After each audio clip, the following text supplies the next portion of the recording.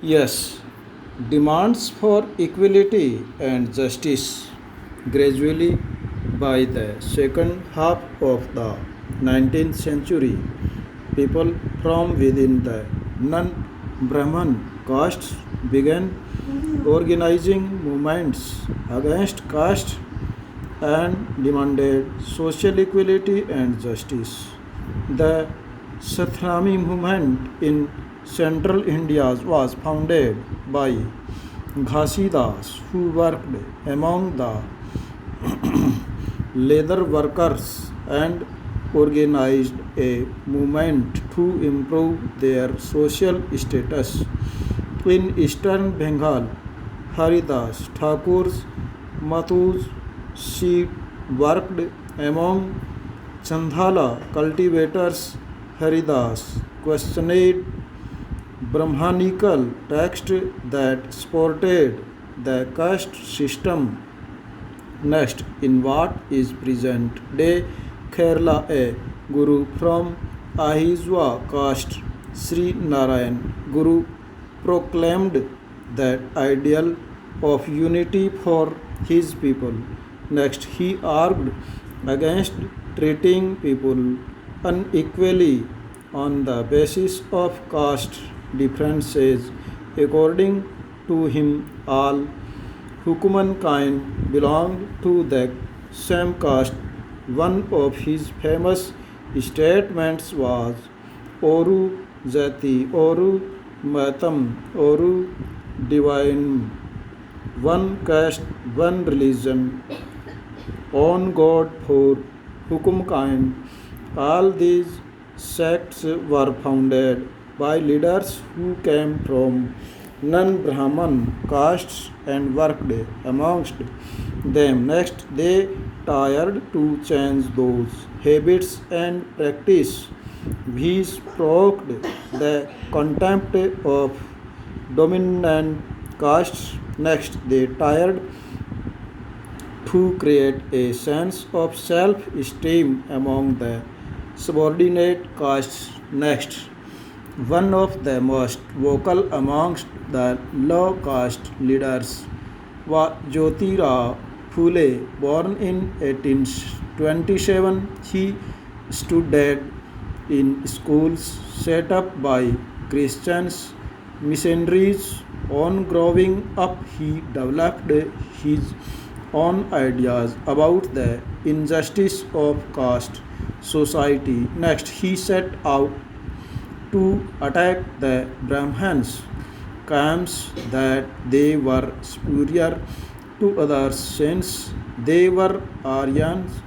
Phule argued that the Aryans were foreigners who came from outside the subcontinent and defeated and subjected the true children of the country, those who had lived her from before the coming of the Aryans. Next, as the Aryans established their dominance, they began looking at the defeated population as inferior as low caste people. According to Phule, the upper castes had no right to their land and power.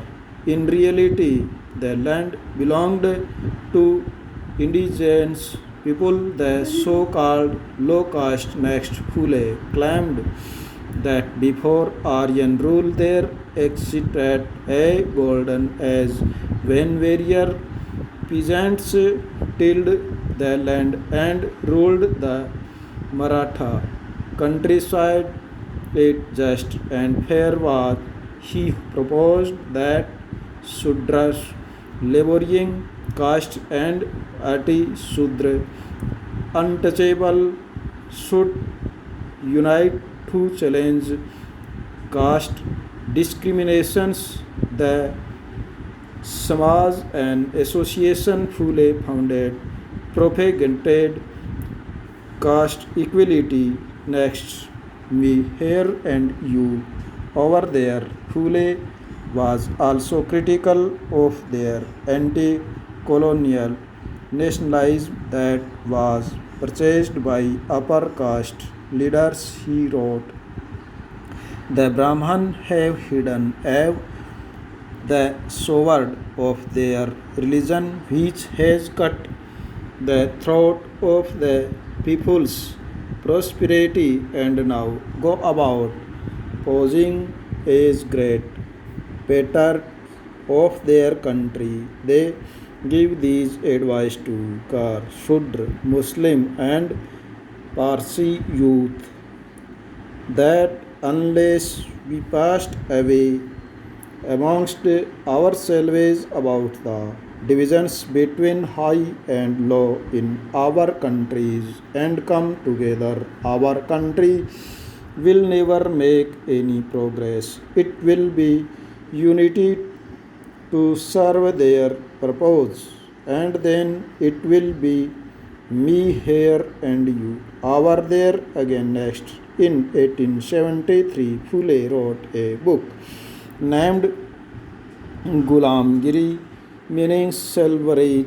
Some 10 years before this, the American Civil War had been fought, leading to the end of slavery in America. Phule dedicated his book to all those Americans who had fought to free slaves, thus establishing a link between the conditions of the lower caste in India and the black slaves in America. Next, as this example shows, Phule extended his criticism of the caste system to argue against all forms of equality. He was concerned about the plight of upper caste women, the miseries of the laborer, and the humiliation of the low castes.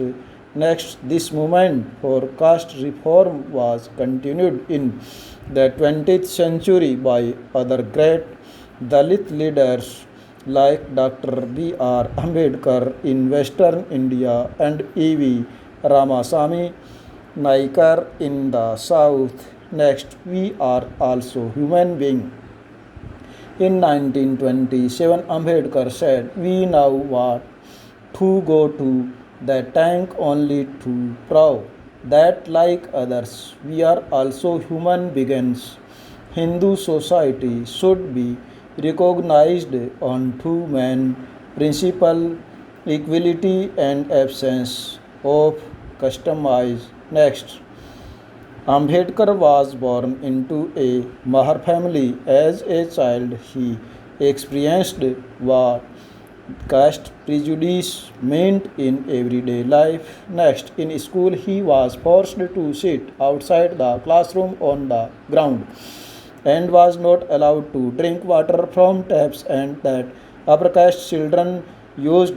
After finishing school, he got a fellowship to go to the US for higher studies.